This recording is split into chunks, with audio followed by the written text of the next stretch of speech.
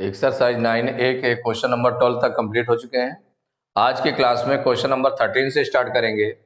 तो question number 13 है, Sonal attended her school on 204 days in a full year. Sonal ने पूरे साल में 204 डेज उसकी इतने दिन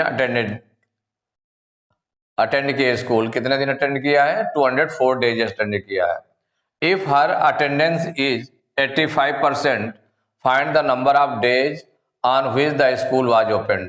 ये फाइंड करना है कि कितने दिन स्कूल खुला रहा, पूरे ईयर में कितने दिन स्कूल खुला, ये फाइंड करना है। और उसकी अटेंडेंस कितनी है सोनल की अटेंडेंस है 204 डेज और परसेंट में अटेंडेंस है 85%। तो जो गिवन है उसको पहले राइट कर लेते हैं। The attendance of Sonal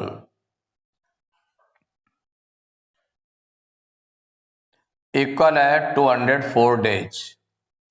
तो ये डेज में हो गया। एंड अटेंडेंस इन परसेंट में भी गिवन है, अटेंडेंस इन परसेंट गिवन है 85%। तो 85% किसका, जो फुल ईयर जितने दिन ओपन रहा स्कूल। तो let the school be opened x days.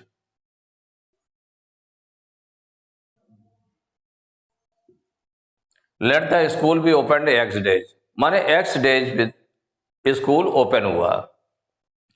तो इसमें अकॉर्डिंग टू क्वेश्चन क्या हो जाएगा, जितने दिन ओपन हुआ स्कूल, एक्स डेज ओपन हुआ है, तो इसका जो 85% अटेंडेंस है मींस क्या हो जाएगा, 85% ऑफ एक्स। जितने दिन स्कूल खुला है उसका अगर 85% निकाले तो वो अटेंडेंस किसकी हो जाएगी, सोनल की अटेंडेंस हो जाएगी। तो इक्वल हो जाएगा 204 डेज। ये आपका इक्वेशन बन गई। अब इसको सॉल्व कर लें तो 85/100 इंटू एक्स इक्वल टू 204। तो x की वैल्यू फाइंड करनी है, तो x की वैल्यू क्या हो जाएगी, इसको हम ट्रांसपोज करेंगे तो 204 मल्टीप्लाई में 100 हो जाएगा और डिवाइड में हो जाएगा 85। जो डिवाइड में था वो मल्टीप्लाई में चला गया ट्रांसपोज करने पर, और जो मल्टीप्लाई में था वो डिवाइड में आ गया। अब इसको देखें किससे सिंप्लीफाई होगा, तो ये 5 से सिंप्लीफाई हो जाएगा। 5 2 जा 10, 5 0 जा 0, और ये 5 1 जा 5, 5 7 जा 35। अब 17 से ये डिवाइड हो जाएगा 204, तो 17 1 जा 17, और इसको डिवाइड करेंगे तो 17 1 जा 17, 20 में 17 माइनस करेंगे 3 आएगा, 4 उतारेंगे 34 हो जाएगा, 17 2 जा 34। तो x इक्वल टू हो जाएगा 12 into 20, means x equal to कितना आ गया, 12 2 जा 24, 240 डेज ये निकल आया। ये x की वैल्यू आ गई 240 डेज। और x क्या लेट किया था, find the number of days on which the school was opened. तो आंसर हो जाएगा school was opened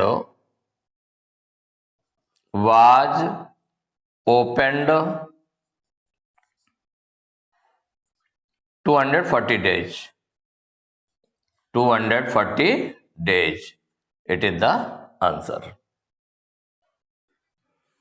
Question number 14. Age income is 20% less than that of B. By what percentage B's income more than age? A's income is 20% less than that of B, माने जो B की income है उससे 20% less है। A की income 20% less है किससे, B की इनकम से। तो by what percentage B's income more than A's, माने बी की इनकम ए की इनकम से कितने परसेंट है। By what percentage B's income more than A's, माने ए से कितने परसेंट ज्यादा है, ये आपको निकालना है। तो जब निकालना है तो इसमें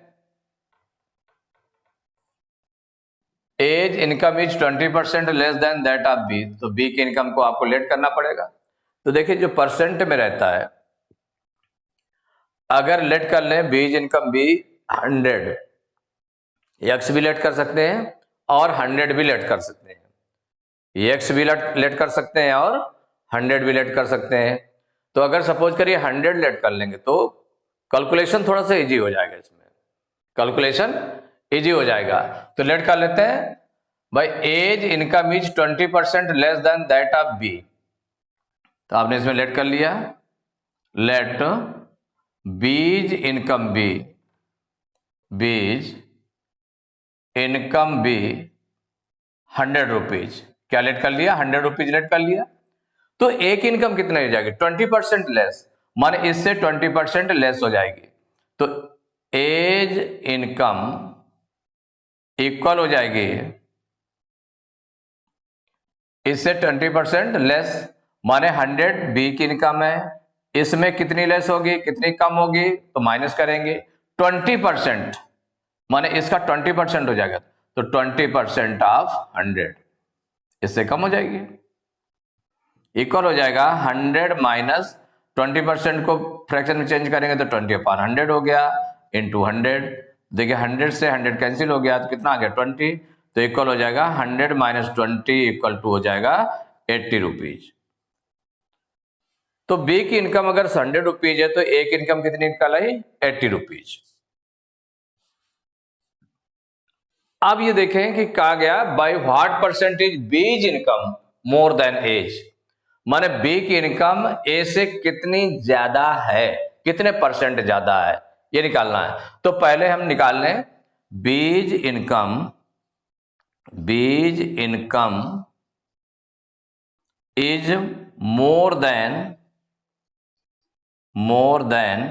एज इनकम, एज इनकम माने ए से कितनी ज्यादा इनकम है,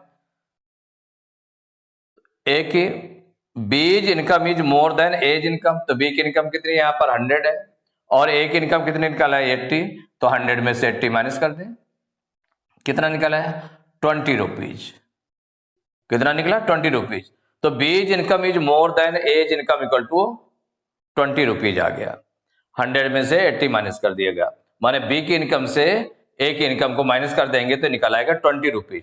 तो B's income is more than A's income equal to 20%। अब इसको परसेंट में निकालना है, तो अब क्या है इसमें B's income is more than A's income in percent, अब परसेंट देखिए फाइंड करना है।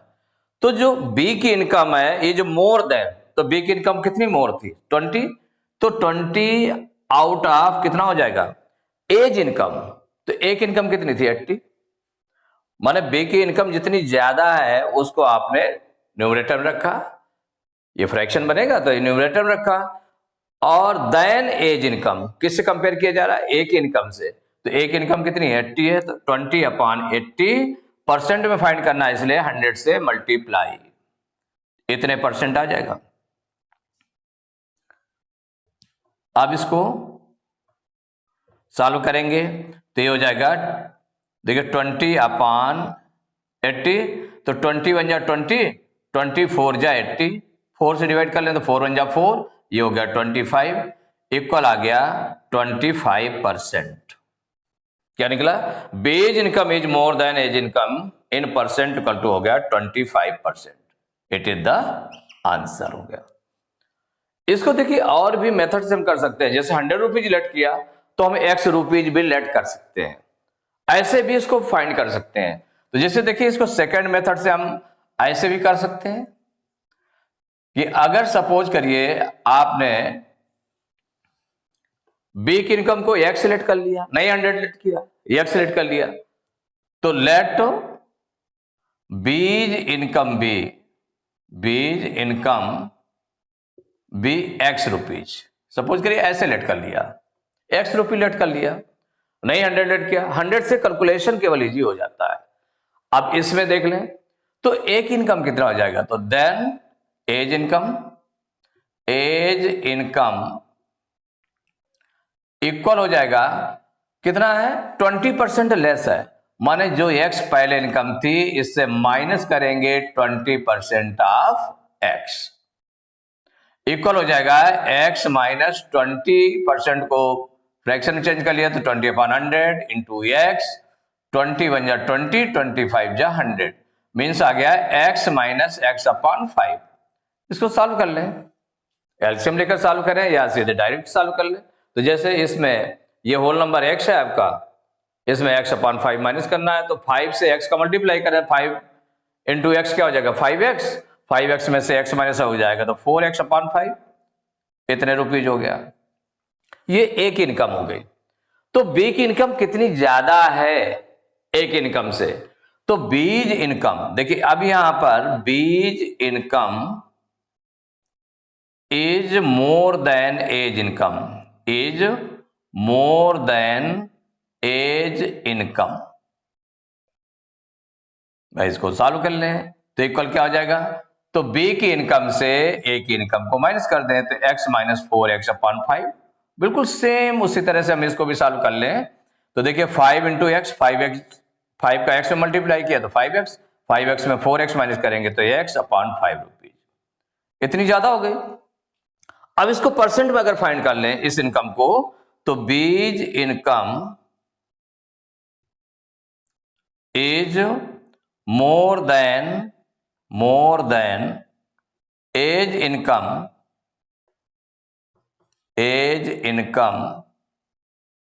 इन परसेंट। किसमें फाइंड करना है, परसेंट में। तो परसेंट के लिए हमें क्या होता है कि जितनी मोर है इनकम इसकी, तो चूंकि ये फ्रैक्शन में ऑलरेडी है x/5 है, इसको डिवाइड करते हैं एक इनकम से, क्योंकि एक इनकम से कंपेयर किया जा रहा है तो एक इनकम कितनी है 4x/5 है, इंटू 100, क्योंकि परसेंट में निकालना है इसलिए 100, इक्वल क्या हो जाएगा x/5, डिवाइड को अगर मल्टीप्लाई भी चेंज करेंगे तो इसका रेसिप्रोकल हो जाएगा तो 5/4x इंटू 100। देखिए x से x कैंसिल हो गया, 5 से 5 कैंसिल हो जाएगा, 4 बन जा 4 और इसको 4 2 जा 8, 4 5 जा 20, इक्वल आ जाएगा 25%। ये आंसर हो गया। तो इसमें आपने दोनों में देखा कि चाहे अब इस मेथड से 100 लेट करके कर लें या x लेट करके कर लें, दोनों में इक्वल आएगा, 25% आ जाएगा, और इसमें कैलकुलेशन 100 में थोड़ा सा इजी हो जाएगा।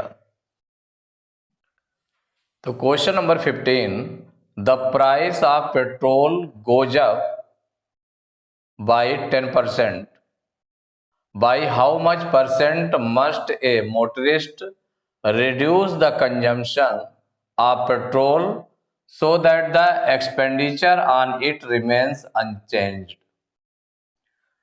क्या है, price of petrol goes up by 10%, माने जो पेट्रोल का प्राइस है वो बढ़ गया, गोज अप माने ज्यादा बढ़ जाता है, कितना बढ़ जाता है 10% बढ़ गया। The price of petrol goes up by 10%, माने 10% उसका पेट्रोल का प्राइस बढ़ गया। तो कहा गया by how much percent must motorist reduce the consumption, कि जो मोटरिस्ट है, मोटर मालिक है, वो अपना पेट्रोल की खपत को, कंजम्पशन मीन्स होता है यूज करना, कितना कम करेगा, कितनी कमी ला दे अपने उसमें पेट्रोल के यूज में कितनी कमी लाए, सो that the expenditure on it remains unchanged, कि जो एक्सपेंडिचर खर्चा है इस पर जो है अनचेंज्ड रहे, कि जितना पहले खर्च करता था उतना अब भी खर्च करे, तो कुछ कितना उसको रिड्यूस करना पड़ेगा। तो reduce the consumption of petrol, motorist कितना जो है पेट्रोल पर रिड्यूस करेगा, माने कितना रिडक्शन करेगा, कितनी कमी लाएगा कंजम्पशन पर, यूज पर। तो the price of petrol goes up by 10%, by how much percent must a motorist reduce the consumption of petrol so that the expenditure on it remains unchanged, माने उसका जो एक्सपेंडिचर है, खर्चा है, जितना पहले खर्च करता था उतना ही खर्च बना रहे हैं, तो कितने परसेंट वो रिड्यूस करेगा अपने कंजम्पशन पर। तो देखिए इसको सॉल्व करने के लिए जो 10% रेट बढ़ता है इसका पेट्रोल का, 10% बढ़ गया, गोज अप बाई 10%, 10% प्राइस जो है पेट्रोल का हाई हो गया है, ज्यादा हो गया। तो यहां पर लेट कर लें, लेट द कंजम्पशन ऑफ, भाई देखिए इसमें कंजम्पशन भी कर रहे हैं, कितना कंजम्पशन होता था पहले और उसका कितना प्राइस लगता था, कितनी कास्ट आती थी उसकी। तो लेट द कंजम्पशन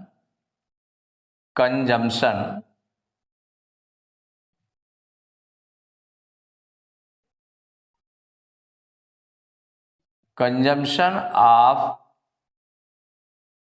पेट्रोल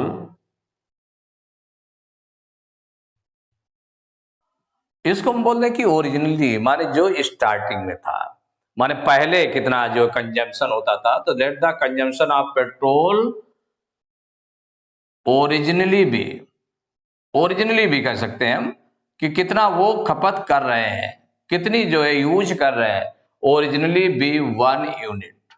कितना लेट कर लिया, 1 यूनिट, 1 यूनिट ले लिया कोई, क्योंकि वैसा कुछ दिया नहीं है तो 1 यूनिट लेट कर लिया। तो let the consumption of petrol originally भी 1 यूनिट, माने स्टार्टिंग में 1 यूनिट वो कंजम्पशन कर रहा है। अब कितनी कमी लाना है, कितने परसेंट कमी लाना है उसको कंजम्पशन में, वो चीज है। एंड इसका जो and the price of its be 100 rupees, माने दोनों आपने लेट कर लिया कि वो जो कंजम्पशन कितना जो उसमें एक्सपेंड कर रहा है 100 रुपीज, 1 यूनिट यूज कर रहा है, 100 रुपीज एक्सपेंड कर रहा है, वो 1 यूनिट का कितना स्पेंड कर रहा है, 100 रुपीज।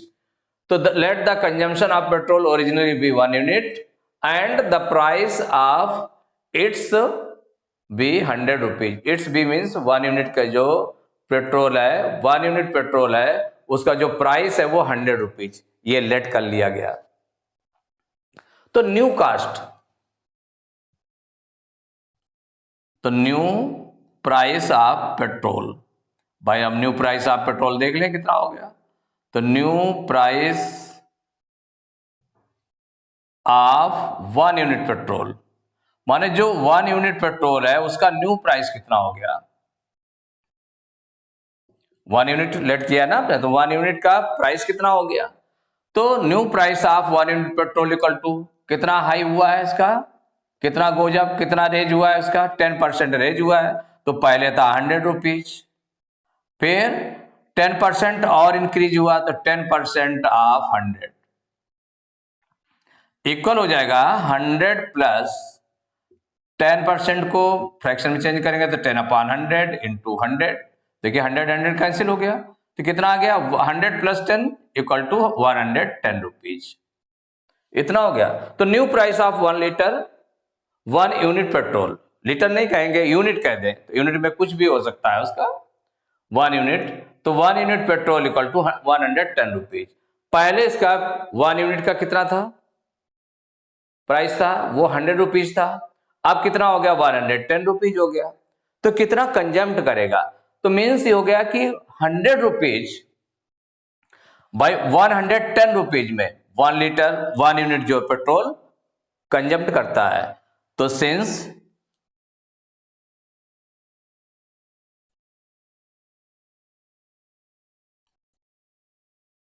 इन 110 रुपी, माने 110 रुपी खर्च होता है उसका, in 110 rupee the consumption of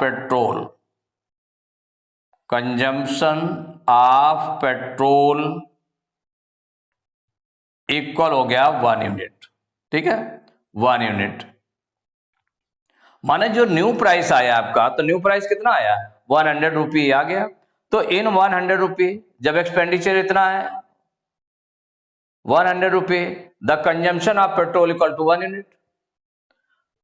तो इन 1 रुपी, 1 रुपी का निकाल लें, therefore in 1 rupee the consumption of petrol, consumption of petrol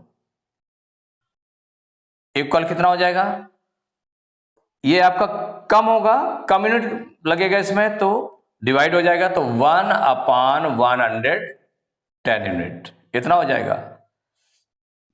therefore in कितना 100 रुपीज, माने अब हमको देखना है कितने पे 100 रुपीज की सेम प्राइस बना रहे, कितना बना रहे, सेम प्राइस।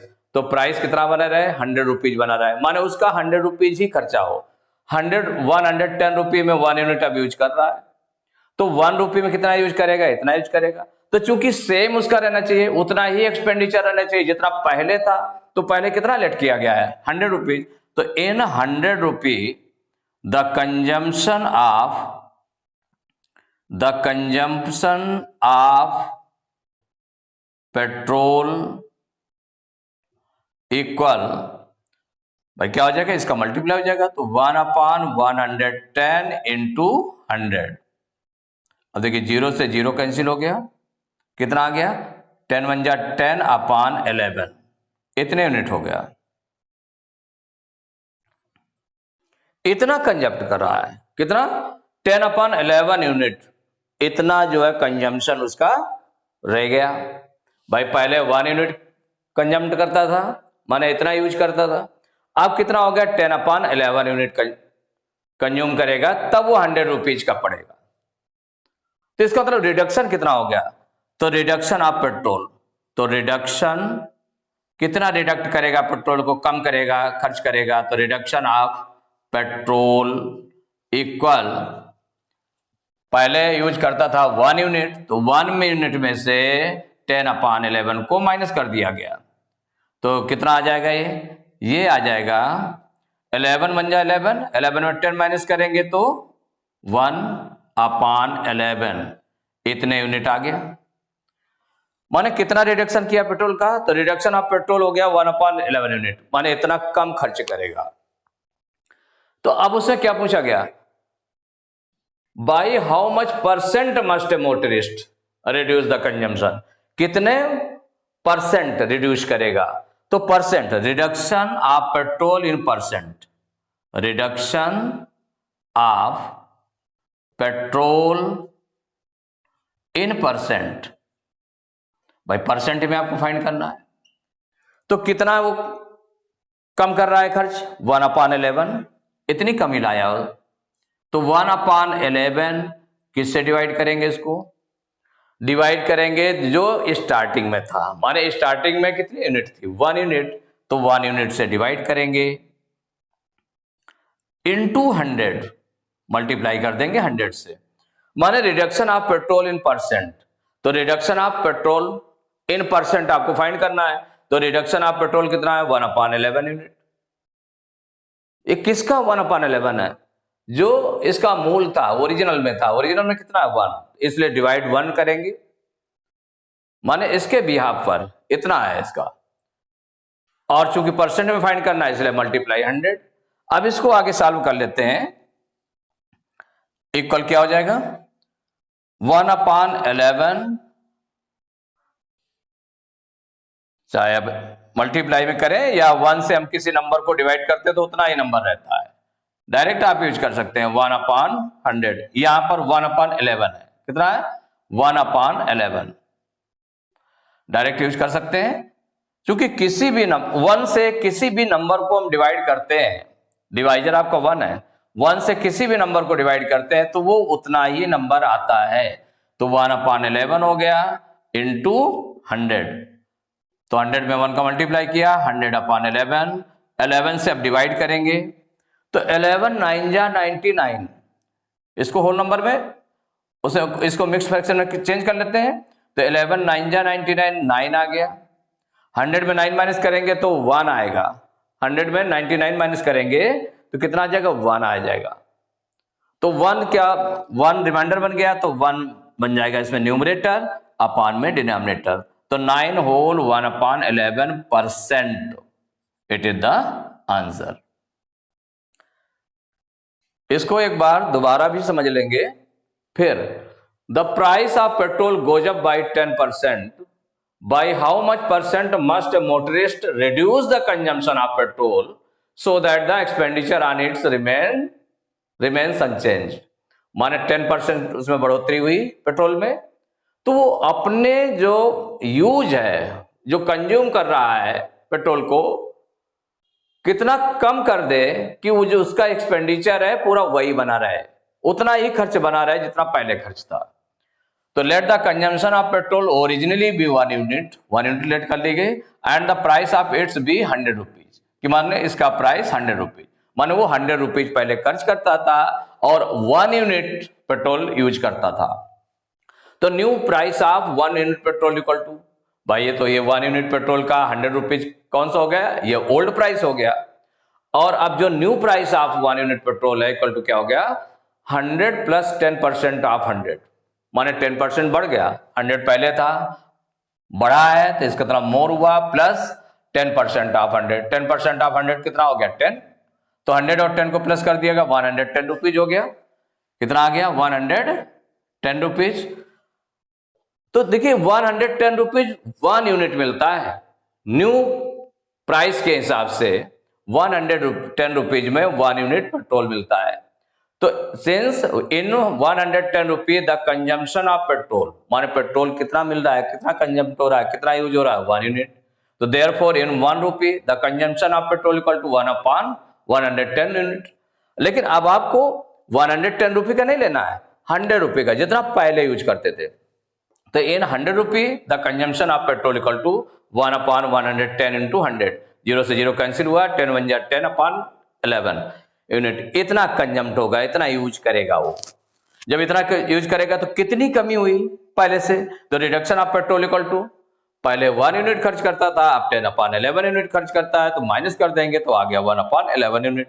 इसको परसेंट में फाइंड कर ले, तो परसेंट में फाइंड करने के लिए 1/11 इसका रिडक्शन है, डिवाइड किससे करेंगे, जो ओरिजिनली जितना यूज करता था पेट्रोल, तो वो है डिवाइड 1 इंटू 100 परसेंट में निकालने के लिए।